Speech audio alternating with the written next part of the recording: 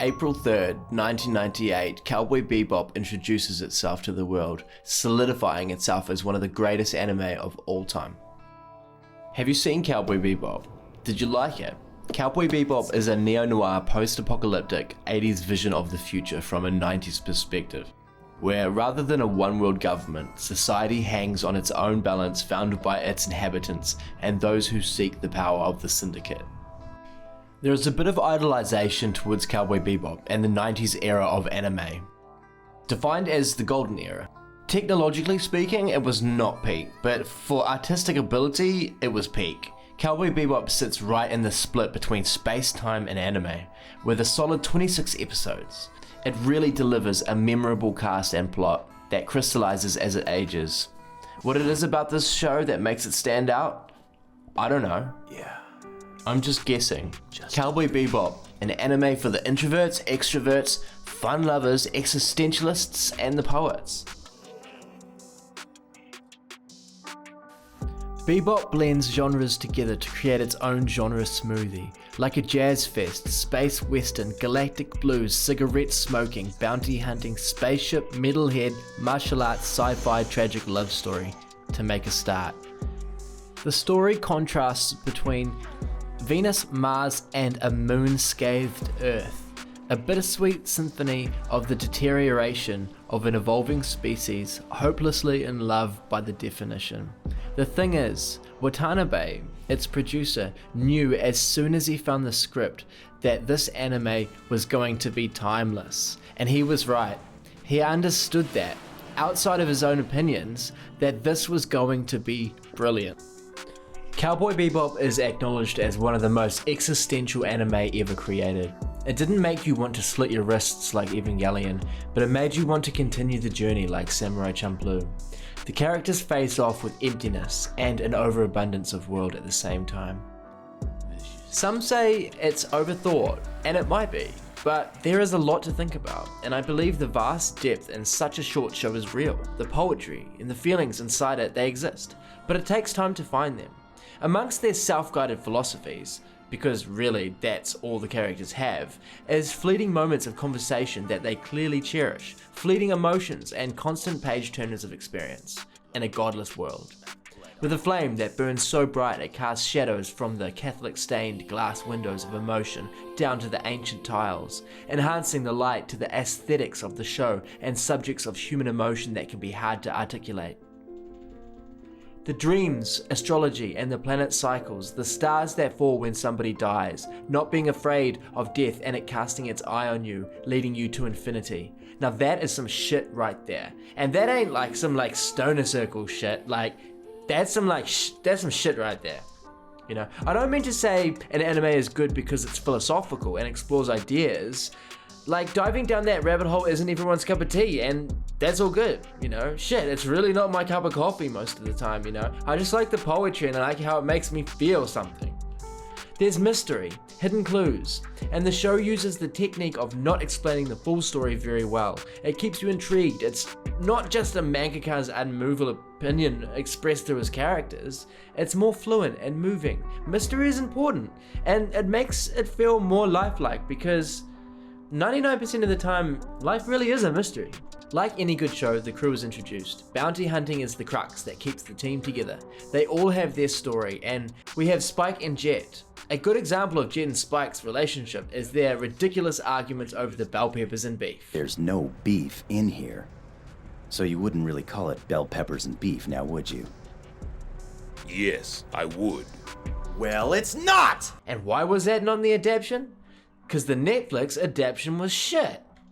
One of my favourite moments was when Ed used the Bebop team as test subjects to see if his mushrooms were safe to eat, and I keep calling Ed a he because I don't know if he's a she. Then the whole crew ends up tripping balls on shrooms. Spike, high as hell, climbing the endless staircase, walks up to the frog and calls it obnoxious. I mean, what the I don't know. And I figuratively shed tears of scarlet when Ed left the Bebop. And you will shed tears of scarlet.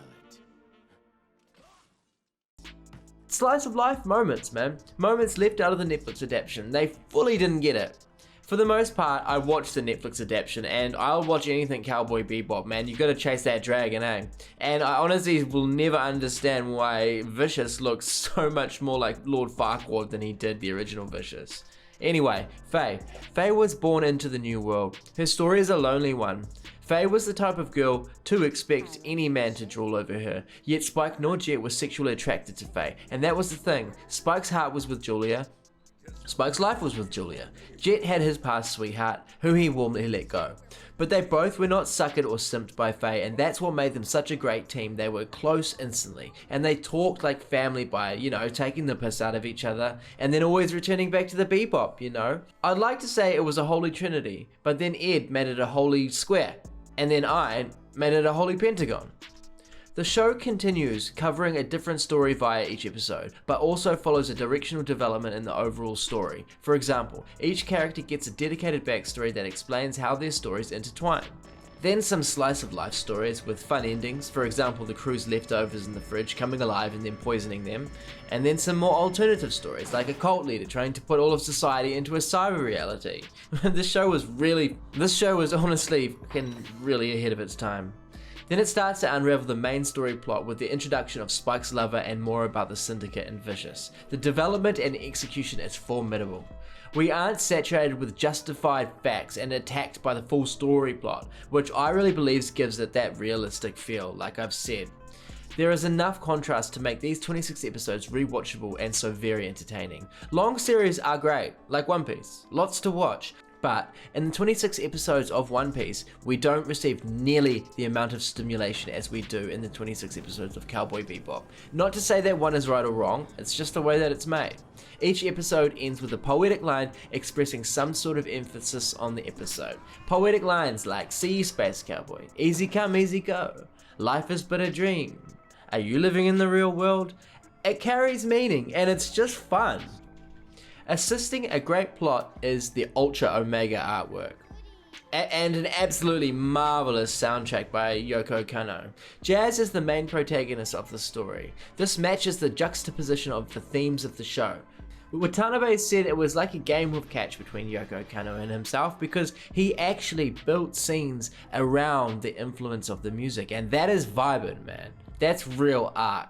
So the anime was made by an animation company called Sunrise, and they nailed it. The team consisted of director Shinichiro Watanabe, screenwriter Keiko Nobumoto. Keiko actually was the real brains behind this. She birthed Cowboy Bebop. She worked on other shows like Wolf's Rain, even Kingdom Hearts. She's incredibly underrated. Character designer Toshihiro Kawamoto, mechanical designer Kimitoshi Yamane, composer Yoko Kanno, and producers Masahiko Miname and Yoshiyuki Takei. And I'm sorry if I butchered those names, I'm simply not Japanese. So apparently Watanabe worked on Bebop as his first project, and mainly influenced by Lupin. And you can really see it in Lupin, in Spike's lumbar body and boots, those are Lupin's boots, and I just love how the Japanese, when they reference something, they don't rape it, they build on it. Cowboy Bebop was an instant hit, and it still is today. And the first non-Asian country to air the show was in 1999, October 1st, in Italy. And I'm sure there's something else that Italy and Japan had in common other than anime, but I can't remember what that is. The show winds down to a smack bang last few episodes. Out of the blue, we get this massive conclusion to the story, answering questions, but not all our questions. Enough to satisfy.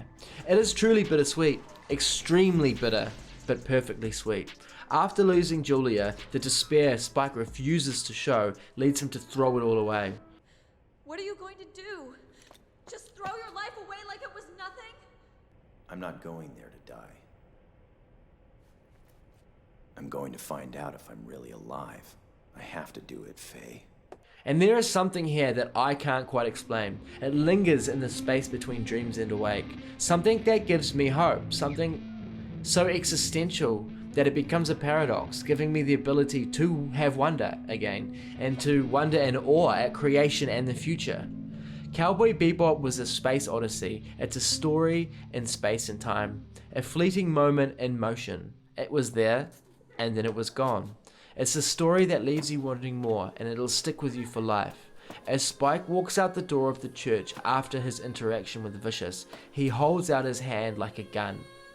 It's as real as the gun that he used to kill Vicious. And he said, life is a dream. A dream that he would one day wake up from. A fleeting moment of emotion that makes the soul and the heart shine. But then the camera shifts up to the sky, slowly lifting off with a one-way ticket into another story. And the story is over. And we're now leaving. See you, Space Cowboy, someday, somewhere.